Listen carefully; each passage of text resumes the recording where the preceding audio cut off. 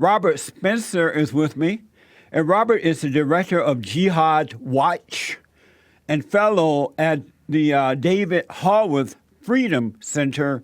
He's also the author of 18 books, including a number of New York Times bestseller. I wanted to talk to Robert about his new bestseller, The History of Jihad from Muhammad to Isaac. Robert, welcome to the show. Thanks for coming on. I'm honored to be here. Thank you, sir. Happy Men's History Month. Thank you. You too. When you hear that August is Men's History Month, what's your first thought about that? Well, I think that it's an interesting gesture on one hand.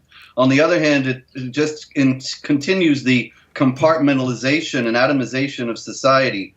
I'd like to see everybody celebrate American History Month and Judeo-Christian Civilization History Month and understand that we are all in this together and celebrate some genuine commonalities, not the false ones that are proffered by the left, but understand that we are all in the United States of America the children and heirs of a great civilization and try to recover some genuine appreciation for our actual history. Here again, not the rewritten version that the left offers us. I understand. We've seen 2 car attacks in Westminster, England in the last year and a half, and that's included the one on yesterday. We've also seen them in Toronto, Canada, and France, and other places.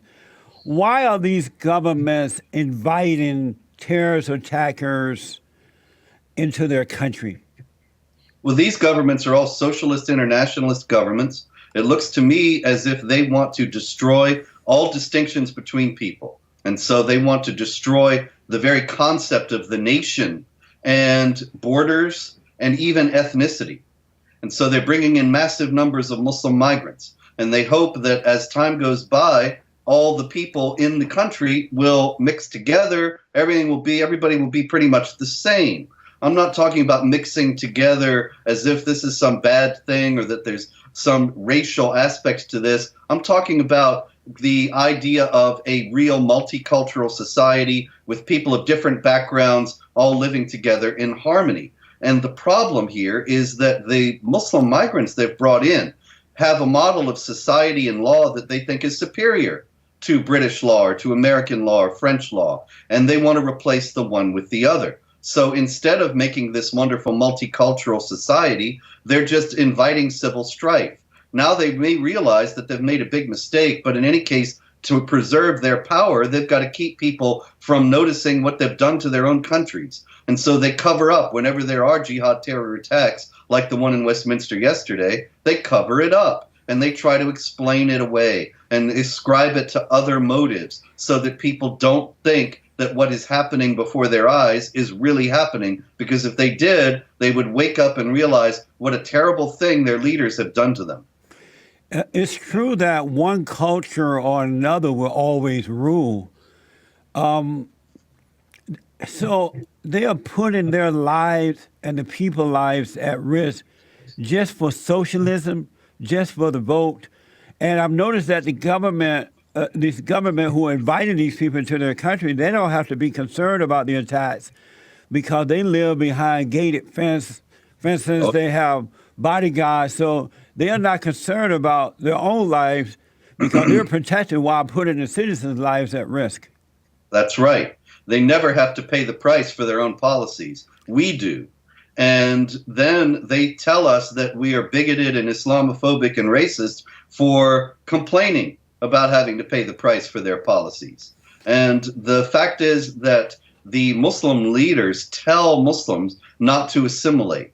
There are many Muslims who will assimilate nonetheless and accept Western values and the ideals and principles of Judeo-Christian civilization, but there are also many who will not, because the Quran says to Muslims, you are the best of people on the earth, and the unbelievers are the most vile of created beings. And so there are a lot of Muslims who are never going to assimilate, and these Islamic enclaves are going to grow, as we already see happening in Britain and across Europe. And as they grow, there's going to be more civil strife, more bloodshed in the streets. it's interesting in that they're inviting these terrorists to come in, but you are not invited to the UK. Is that true? You can't go there now. You've been banned.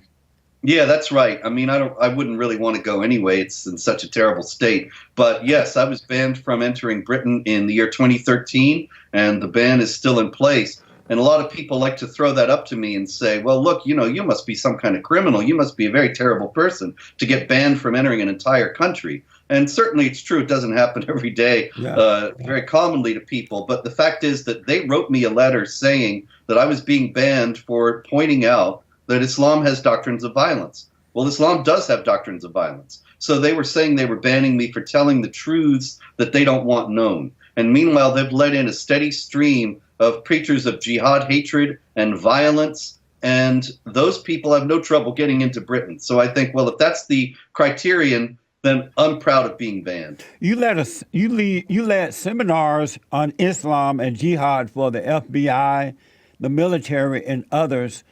And so the reason that you were banned is because of those things, as well as speaking out against these folks. I would think that they would want a man like you to come and educate them and train them as to how to deal with this. It's amazing that they go against the good folks and stand up for the bad. Do you see this happening in America eventually, where we will see more terrorist attacks in this country? Oh, yeah. Well, Obama did the same thing. In 2011, he banned all mention of Islam and jihad from counterterror training. Yeah. And after that, the FBI and all the intelligence agencies, they were forbidden to study Islam to try to understand the mindset of the terrorists. And that just invited more terrorist activity. But there's been a notable drop-off in it since Trump was elected. We should not, however, think that the problem is over. Of course, Trump won't always be president. And the jihadis consider, as I show in the book, The History of Jihad, they consider themselves to be fighting a 1,400-year-old war. And they got that war from their grandfathers and their fathers, and they're going to pass it on to their children and grandchildren. This is not something that they're going to give up on. This is not something that they're going to be impatient about. They will wait out Trump, and if we do not have a strong president after Trump, then they will be ready to strike then. Amazing. I remember when the fallen Messiah Barack was there, he was calling the Tea Party and Christians terrorists while protecting the true terrorists. Robert, did you hear about this judge that granted bail to a suspect in a Muslim terrorist compound in New Mexico?